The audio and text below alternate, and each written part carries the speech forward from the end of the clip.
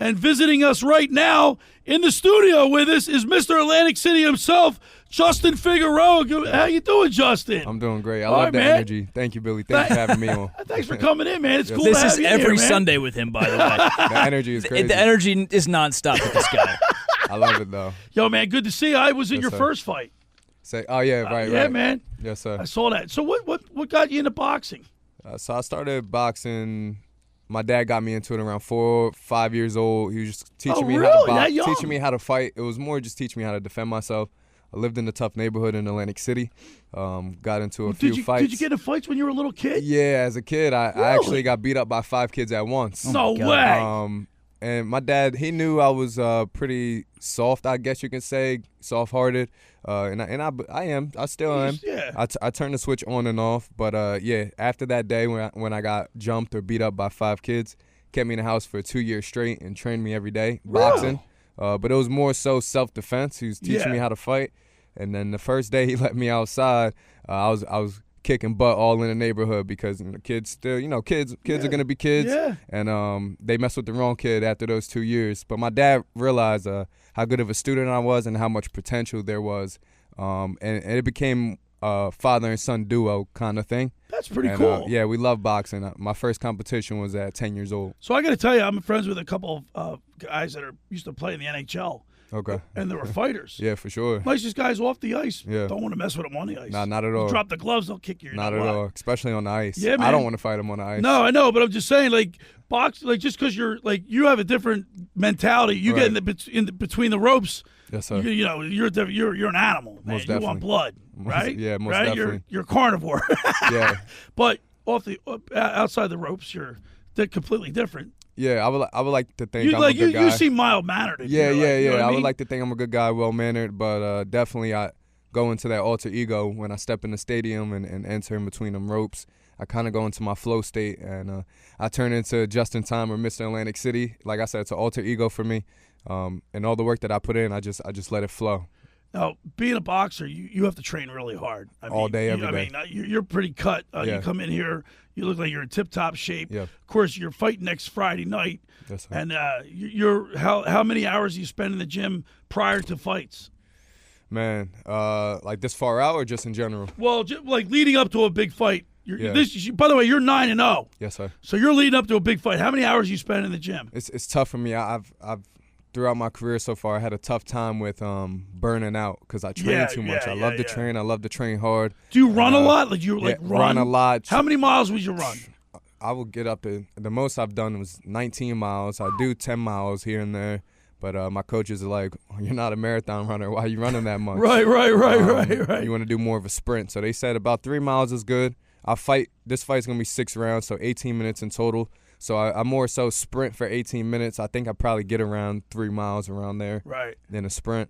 But good running, sprinting. And it's 3-minute rounds, right? 3-minute rounds. Doesn't a round seem like an eternity? It can.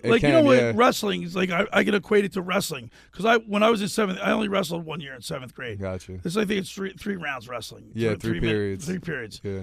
That the third period could seem like an eternity. The second. So so you're going 6 rounds. Yes, sir. That 6th round could seem like forever, right? It can, but if you train properly, 10, so that's why you need to really train that you can go 12 if you had to. Yeah, depending how I fight. If I go in there and swing bombs and bombs and bombs, definitely will catch up with you. That's why you got to stay sharp and you go out and box a little bit. Pick your shots. Shoot, change the speed on your shots. If you go out there and swing all these haymakers, it's definitely going to catch up with you. Who do you like to model your fighting style after? I take bits and pieces from a lot of fighters. Do you watch a lot of film? Every day. So who do you model yourself? I feel like I learned the most from Lomachenko. I think Vasily Lomachenko, 2-time gold medalist, 3-division world champion from Ukraine. He's phenomenal. You could just watching him. His technique is just different. You could tell that he knows all the ins and outs in fighting, and he knows what to do at every angle of the ring. He's just phenomenal to watch. He's a treat to watch, and I love watching him and studying him. What weight are you? I'm fighting at 154. 154. Which now, did you have to lose weight to do that? Is that your right? Definitely. I'll probably walk around in shape. What's your like? If you're not fighting, what's your weight? In shape or just walking around? Just walking around. Man, I mean, I love to stay in shape. I love, especially living by the beach. I love being on the beach. I love to keep And we're going to talk about that. Yes, sir. Because I love the fact that you were on the Atlantic City Beach Patrol. But, hey, man, I love to eat, too, so I can get up to 180, 190. Really? When I was playing football for Holy Spirit, I was 200, 215. Really? Yeah, man. So, but in shape, I'll probably walk around 170, 165 in shape. But, yep. And now you're 9-0. Yes, sir. You're going to be fighting Friday night, July 26th at the Tropicana. Yes. If you win, you'll be 10-0. Big. How many wins do you think you need before you can really get to the where, hey, this is Mr. Atlantic City Justin Figueroa? Yeah. Like national notoriety. Because Larry Goldberg is the promoter. Yes. How many fights do you need before you get national recognition? I think maybe 5 more fights where it's just put anyone in the ring. Is that right? Yeah, I think 5 more fights, 5 more camps. My sparring and on the back end is stepping up. My competition and practice is definitely tougher than my fights at the moment, and that's why we're pretty much blowing through these guys. But I can't wait for the competition to step up in the fights. I feel that I am ready for that, but I think around 15 fights, I'm ready for the world. Okay. Now, I was at your first fight. Right. And I when you came in, I was critiquing you a little bit. Tell me if I'm wrong. No. Because I thought I don't want to say you took your opponent lightly. Yeah. I think you let your guard down a little bit in one of the periods. I think he stunned you. Yes. I think when I looked at who did you fight last time? His name was Anthony Armas. Armas. From he Venezuela. Was 13-7 or something like that. 13-7. Yep. 8 knockouts. Yep. When I looked at the two of you guys, I automatically said, well, you look like a better fighter than right. you. Physically and just the way you were throwing your punches. Because boxing is not just physical. You got to be smarter than it, right? It's a cerebral sport. Definitely. Right? Definitely mental. You got to outthink your opponent. Yes, sir. So I thought you were smarter and physically more appealing to me. I believe so. But I think you let your guard down in that one fight, one period, or he got one lucky shot in on you, stunned you. Yeah. And then you recouped. Is that accurate? Correct. So what did you do wrong?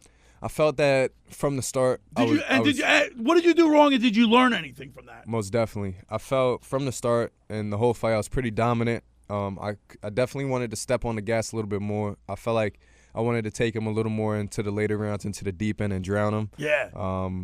Even though I am a lifeguard for Atlantic City Beach Patrol, and drowning does not go with me. Not typically encouraged. Right, Danny. I was going to drown him, but I felt that I took my time in the beginning rounds. I threw a lot of feints and setups, but in the second round, I felt like I was touching him up a bit. Yeah. I heard the home crowd going crazy. Yeah, they were. And you know what, Danny? He had a great crowd because Mr. Atlantic City, and it's in Atlantic City, he had a huge crowd there.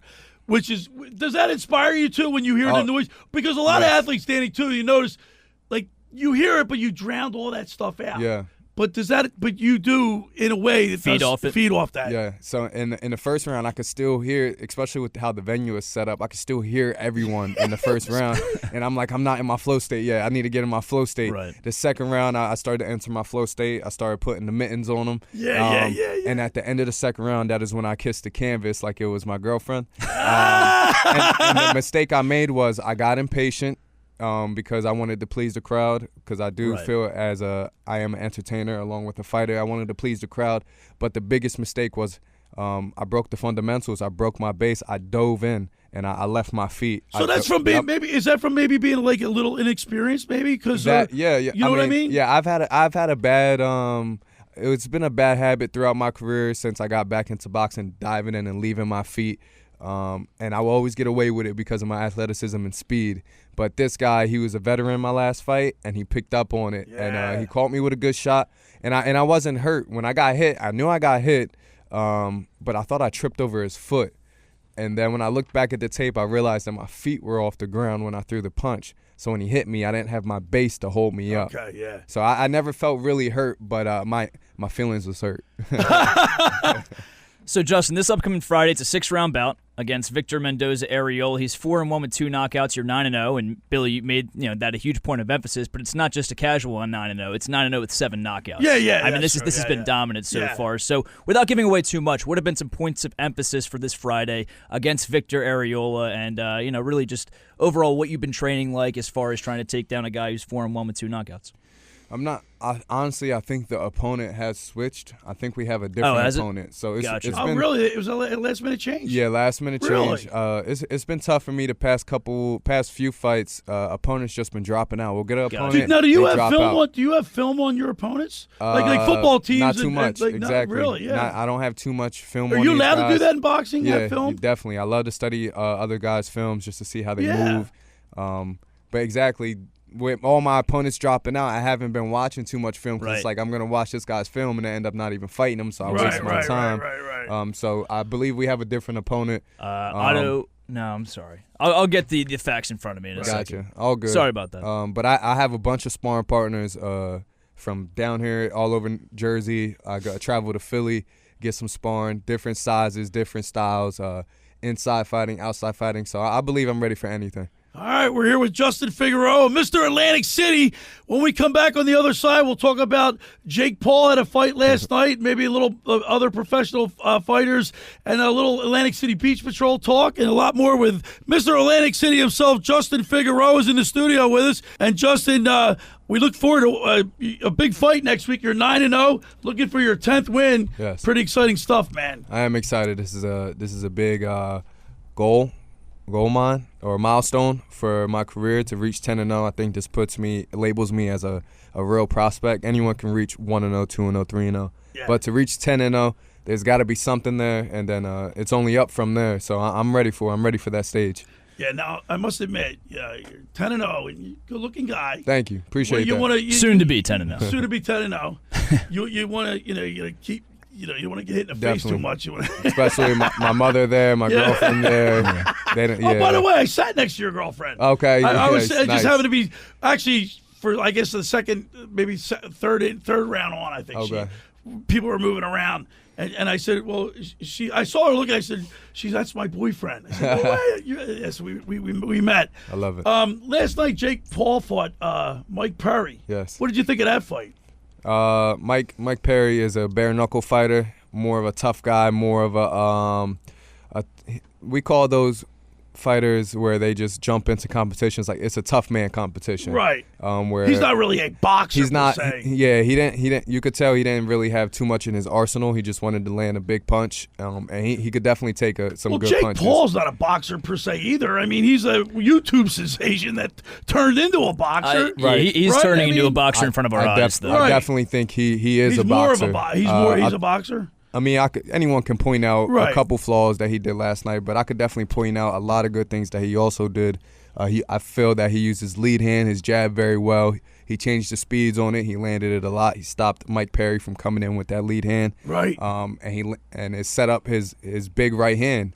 The only thing that I can really say about him is he was more of just a 1-2 puncher. He didn't really put his combinations together, but it looked like it was all a part of his game plan to get Mike hurt or tired, and then he put them together and got him out of there. Knocked him out. Yeah, so a lot of respect for Jake Paul. What do you think when Jake Paul goes up against Tyson? You think he's got any shot? Yeah, he's definitely going to have to box and move, stick and move. I think you think he's got any shot to beat Tyson? Youth. So, all right, well, who do you think will win the fight between Tyson and Paul? Oh, man. I think Jake Paul is going to have to – if it's an 8-round fight, if it's a distance fight, I think it is. Who do you think will win, Danny? Listen, I think either way, if Tyson wins or loses the fight, it'll be a win-win for him because he'll walk out of the fight if he loses it saying, I'm 58 years old facing a young guy. Nothing to lose. Papered up, too. He's going to get a nice check from that. Exactly. Yeah. He's going to make a ton of money, which a lot of people that fight Jake Paul do. But who do you want to win? Listen, I want Mike Tyson to win. I want him to kick his ass. Who do you want to win? Mike Tyson is Who do you want to win, Leedsy? I'd like to see Tyson. Tyson? Who do you want, Justin? I love Mike Tyson. I've met Mike Tyson. You met Mike Tyson? I studied Mike Tyson. One of the first books I've read was a Mike Tyson book. Really? I love Mike Tyson. I can't wait to meet him again and go on his podcast. What was he like when you met him in person? He was so cool. It was funny because he was like real chill and laid back. He was on 4 grams of shrooms, just casually chilling. Yeah, just casually chilling. And he was at the Nobu restaurant where my girlfriend works, and my girlfriend was serving him. That's how I got to meet him. And he didn't even eat. He just had a chamomile tea to chill him out. He was on mushrooms? Yeah, like normal, and he was normal. How did you know cool. that he told you? Yeah. He wasn't laughing. Cool. He wasn't laughing. He was giggling here and there. When I saw him, I was like, Mike, I like apologized to him. I was like, Mike, I can't believe this is you. I feel like I'm fanboying over you. Like it's crazy. Was he cool to you? Yeah, he just laughed and he was like, it's okay, because I was like this with my favorite fighter, Roberto Duran. So I know how it is. Right. It is going to be an 8-round fight, by the way. 8-round fight. I think Jake runs. In the beginning of the fight, Jake runs from Mike Tyson. He has to run because if he fights him in those beginning rounds, Mike Tyson's taking his head off. Well, when you look at Jake, I mean, his hardest fight by far, he lost against Tommy Fury. That's the only blemish on his career. At this point, too, I agree with Justin. I mean, he's been dedicating, 6-7 years of his life now to boxing. I don't think we can just call him a fluke or a YouTuber anymore, even though he does tend to fight, bare-knuckle fighters or retired UFC fighters. Right, he's fighting everybody and anybody. NBA players. Right. That's why his resume's been a little bit tarnished and not taken too seriously. But at this point, he's showing actual, great fundamentals for a boxer. So listen, what are we going to expect out of 58-year-old Mike Tyson? I think he's still going to have his raw, physical power that he had at a young age. He's been all over social media. But if Jake's quicker, I've been working out 3 days. Now I've been working out 4 days, and he looks like he's been working out his whole life. He's like he's Iron Mike still to me. The one thing you really don't hope for is that he gets injured mid-fight because of age or anything like that. He could pull a hamstring. I mean, you get hurt so many. It could be anything. Yeah. It could be anything. But I hope Mike Tyson kicks his ass because I'd love to see Jake Paul. I hope he knocks him out. Quite frankly, I'd love to see Jake Paul just against. He fought Tommy Fury, lost against a true boxer who's been doing his entire life. Right. Bring him to town. Okay. That'd be nice. Justin, you're also on the Atlantic City Beach Patrol. Yes, sir. I talked to one of the Blair, I think it was Rick Blair or Sean Blair. I don't know, one of the Blair boys, and I was asking him about it. He said you're taking a leave because you're putting all your time into boxing. Yes. But you've been on the Atlantic City Beach Patrol. You love doing that. Man, I did it for about 6-7 years. I think that is so man. cool, I love man. the Atlantic City Beach. I can't wait to go back. Yeah, man. I definitely want to see where boxing takes me. I believe I can take it to the top and bring world-class boxing. All the guys on the patrol are pulling for you. I know that. I love the Atlantic City Beach Patrol. Yeah, I had such a great time working there. I cover the Beach Patrol races. I'll be actually next Friday night. I won't be able to attend your fight because I'll be covering the Dutch Hoffmans in Wildwood.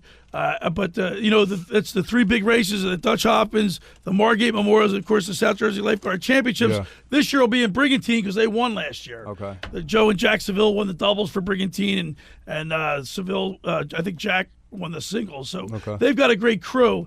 But I was talking to them about you, and they said, "Yeah, man, but he's a great fighter." They watch your fights. Yeah, they come out and they show a lot of support. Yeah, the Beach Patrol, man, they come in groups. I think they call it a tent party. They have like a tent party and they hang out and then they come out to the fight. You have a lot of friends watching you, like a lot of your homies and a lot of. Yeah. How about your football? You play football at Holy Spirit, you said? Yeah, a lot of friends from Holy Spirit High School. They come out, coaches. Holy Spirit alumni. Same thing with the Atlantic City Beach Patrol. A lot of support from the area, the local area, and I appreciate it a lot. The love is real, and I don't think I would be able to really go as far as I can without it. Well, Justin, man, we really appreciate you coming into the studio today, and we're following you. We're pulling for you. We want you to go 10-0. So that's next Friday at the Tropicana in Atlantic City. Tickets are on sale at Ticketmaster.com, or you go to the Tropicana box office. $63, I believe. And good luck, and we really appreciate it. Thanks for coming in. Thank you, Billy. Thank you for having me. There he is. By the way, we have the confirmed fighter now. The page that I had was outdated, even though it was printed out midweek this week. The previous fighter obviously pulled out. It's Bila, I believe I'm pronouncing this correctly, Bila Isfan Orban. He's 4-9-2. I like Justin's chances. 9-0 and 7 knockouts against 4-9-2. He's been knocked out 4 times himself. Well, now, before I let you leave, so you see his record. He's 4-9-2. You don't know too much about him, right? What's your approach going to be now? I mean, he's 4-9-2, so you can't let that assume, take it lightly. Yeah, you can't take it lightly. Yeah, I definitely want to go in there. I want to put that mental pressure on him, keep my punches nice and sharp. I don't want to go in there and throw big punches right away and kind of swing myself out and then kind of let him gain confidence by running around the ring and then get him into the fight. So I want to come out, stay sharp. Be fast, land my jab, and then let my skills do the talking. I believe my skills are better. I have better speed. My strength is stronger. all around, I feel like I'm the better fighter. So I'm looking to get him out. Who's your guy in the corner? My coach. Your coach in the corner. So do you have you'll have a game plan in your head? Yeah. But what if you get in the ring and things change? He'll say, you do this now, change this up. Yeah, I have my own IQ and my own mindset, so I'll change within the round if I see something or feel some type of way. But when I get back into the corner, my Coach Strang, John Gibbs, he has a game plan for me every round also. All right, Justin, man, we're pulling for you, dude. Thank you, man. I appreciate you guys. Man. Yes, Good sir. luck, and hope we'll have you back in again. For sure, let's do it. Thank you. Mr. Atlantic City himself, Justin Figueroa. He's also going to be back with Josh Hennig this week as well, right? Tuesday night on game night, 6 to 7 with Josh Hennig. All right. Thank you, Justin. Yes, sir. All right, there he is, Justin Figueroa, Mr. Atlantic City, Friday night at the Tropicana, Atlantic City. Get your tickets now, Ticketmaster.com or at the Tropicana box office. Friday night in Atlantic City. Don't miss it.